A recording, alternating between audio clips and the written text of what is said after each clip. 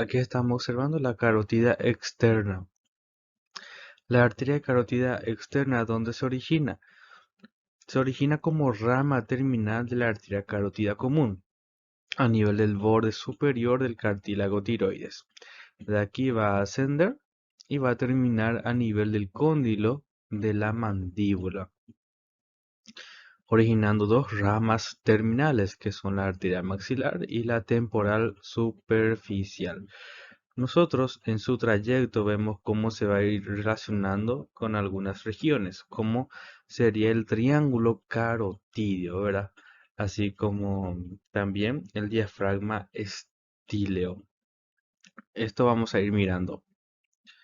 Aquí, este es el triángulo carotídeo. Por una razón se llama carotídeo, porque podemos localizar aquí la arteria carótida, ¿verdad? Y esto se puede eh, formar simplemente con los siguientes músculos.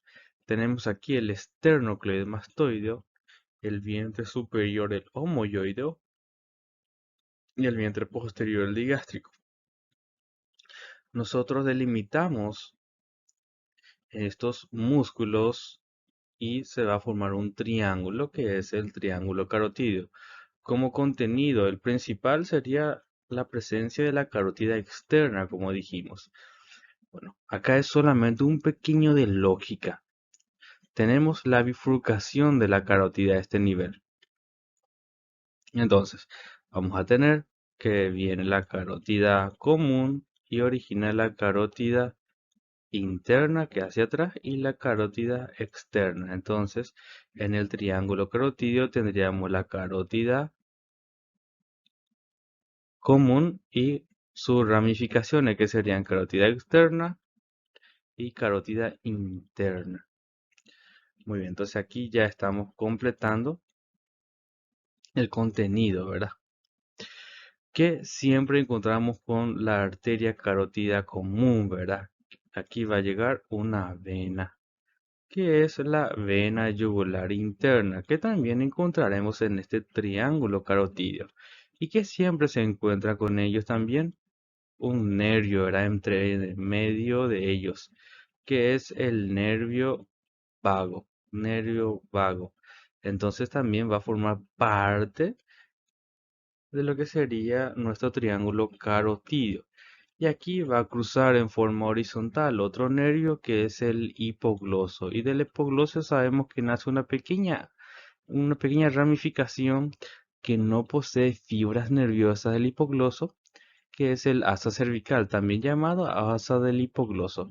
Entonces, todo esto nosotros encontramos en este triángulo carotídeo, porque estas estructuras todas están cerca.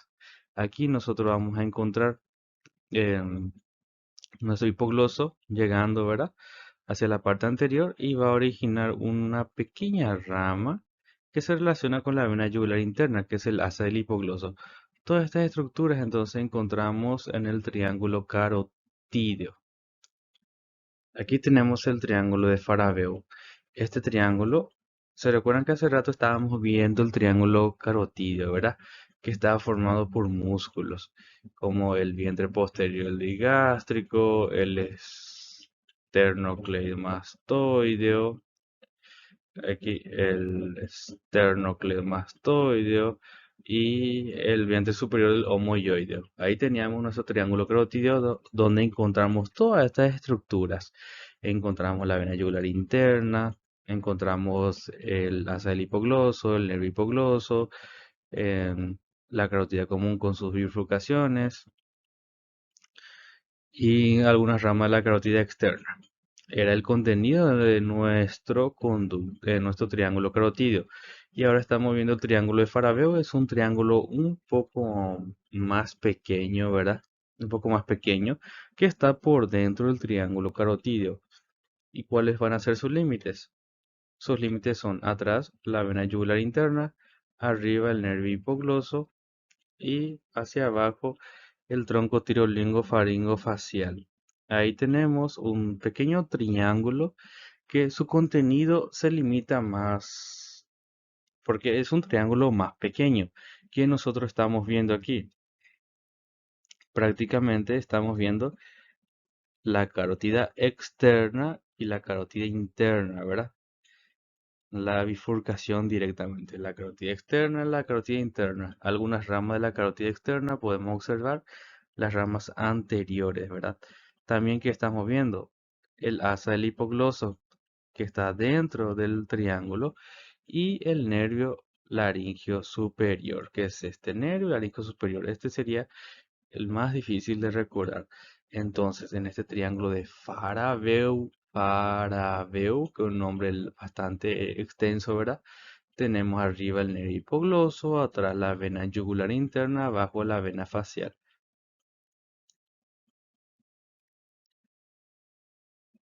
Después tenemos el triángulo de Gullón. El triángulo de Gullón es más grande que el de Faraveu. Voy a delimitar el de Faraveu. Faraveu era hipogloso arriba, tronco tirolingo facial abajo y atrás la vena yugular interna. Este es el triángulo de Faraveu. Y el de Gullón, la única diferencia es que el de Gullón, su límite superior cambia. Es el vientre posterior del digástrico en vez del hipogloso. Entonces, al ser un triángulo un poco más grande, va a tener más estructuras. ¿Y qué estructura le vamos a agregar a nuestro triángulo de Gullón? Simplemente el nervio hipogloso. Esto es lo que tiene de extra. Nervio hipogloso.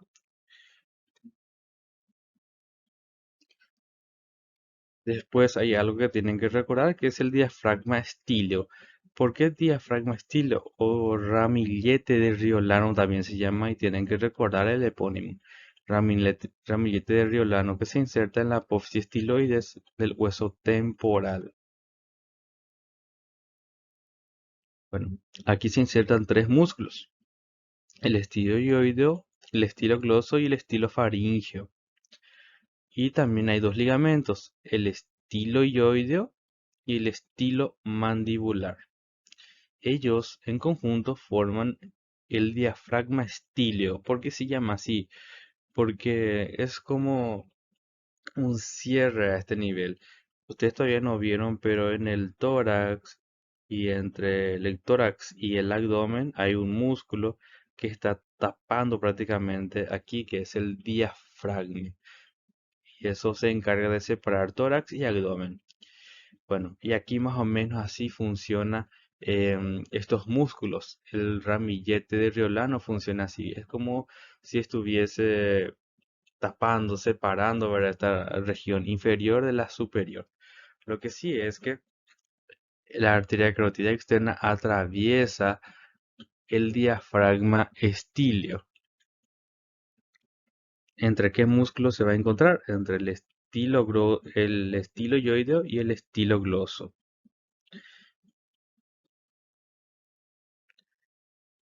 Y eso es lo que tienen que recordar del diafragma estíleo.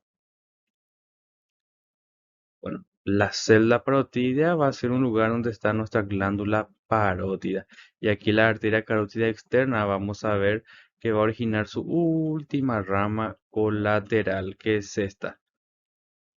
La arteria auricular posterior es la última rama colateral de nuestra carótida externa. Esas son todas las ramas que tienen que saber. Voy a pasar rápidamente aquí. Bueno, y esa parte del trabajo de ustedes.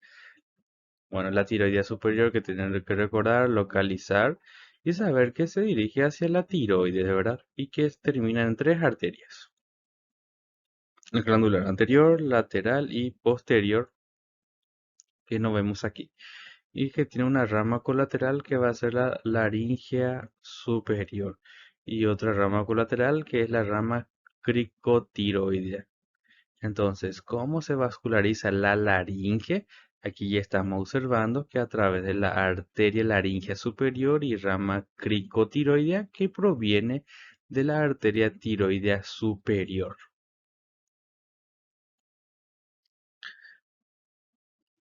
La arteria lingual es de conocer su terminación como la arteria ranina o arteria lingual profunda también puede llamarlo. Y vamos a ver que encontramos en todos los triángulos que estábamos mencionando, en el de Farabeu, en el Guyon, y vamos a ver ahora el triángulo de Beklar y Pirogov. Esto voy a pasar nomás. Aquí está, este es el triángulo de Beklar. Beklar. Bueno, ¿cómo está formado este triángulo? Como estamos viendo aquí está delimitado atrás, miren bien, hacia atrás está delimitado por este borde del músculo hiogloso. Hacia arriba tenemos el vientre posterior del digástrico, vientre posterior del digástrico. Y la parte inferior, como estamos viendo, es el hueso hioides.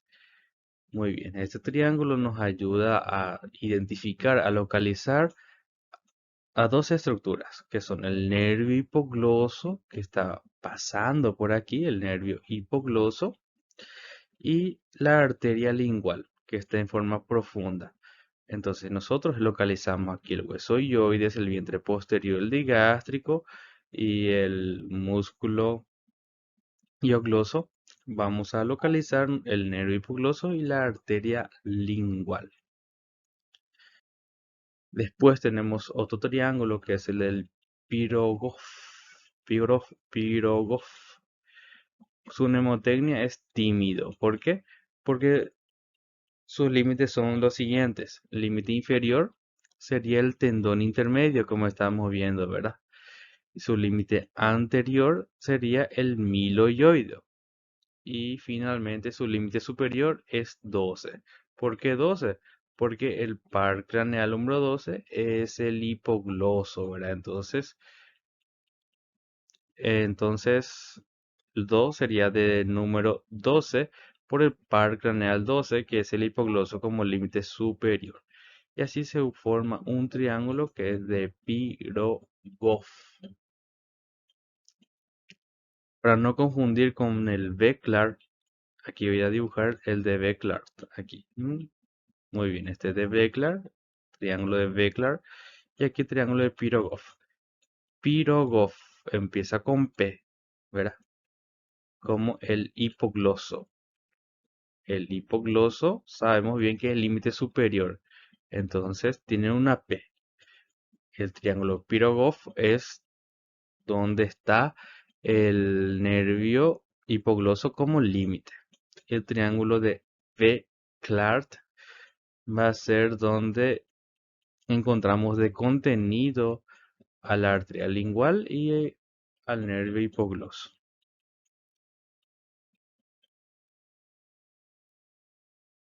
Muy bien, ¿cómo se va a llamar este triángulo? Si tenemos el vientre posterior digástrico en la parte superior, tronco facial en la parte inferior, vena yugular interna en la parte posterior, es un triángulo grande, ¿verdad? Este es el triángulo de Guyon. Y si el límite fuese vena yugular interna, tronco facial y el nervio hipogloso, iba a ser triángulo de Farabeu. Muy bien.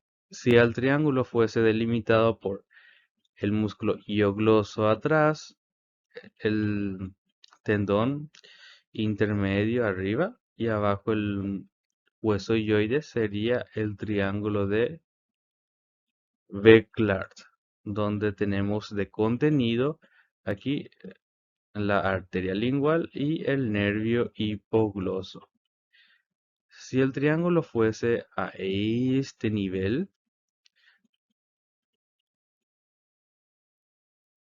tendríamos en la parte superior el nervio hipogloso, adelante el músculo miloioides y abajo el tendón intermedio.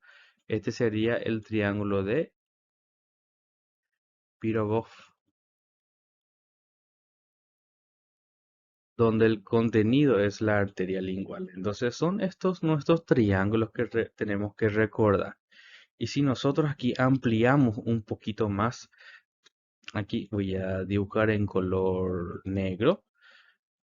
Tenemos nuestro vientre posterior digástrico, tenemos el homoioideo y aquí el esternocleidomastoideo, ¿verdad? aquí se forma un triángulo bien enorme, que todo es muscular y es el triángulo carotídeo. Entonces, aquí estamos observando todos los triángulos posibles. El triángulo carotídeo formado por el esternocleidomastoideo atrás, el homoyoideo adelante y el vientre posterior digástrico hacia arriba. Después, aquí en rojo, el triángulo de Farabeu, perdón, el triángulo de Guyon, que está formado por la vena yugular interna atrás, arriba vientre posterior digástrico y el tronco tirolingofaringofacial. Un triángulo más pequeño, donde tenemos del límite superior el hipogloso, atrás vena yugular interna y adelante eh, el tronco tirolingofaringofacial, es el de Farabeu. El de Farabeu, bien, el nombre es un poco más extenso, pero el triángulo es menor.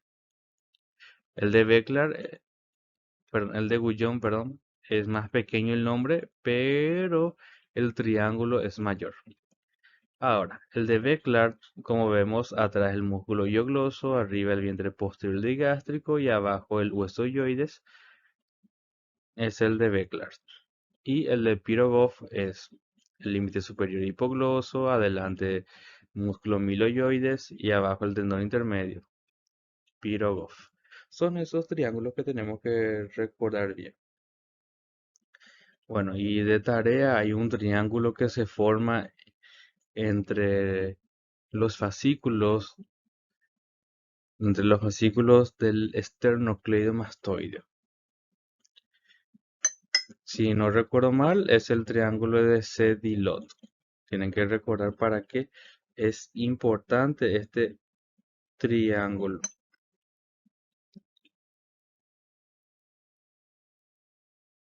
Este triángulo es de Pirogov. Este triángulo es de Farabeu.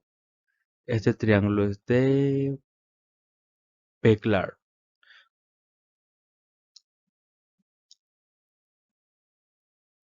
Esa parte ya es para ustedes, ¿verdad? Donde se origina la arteria facial y donde termina la arteria angular.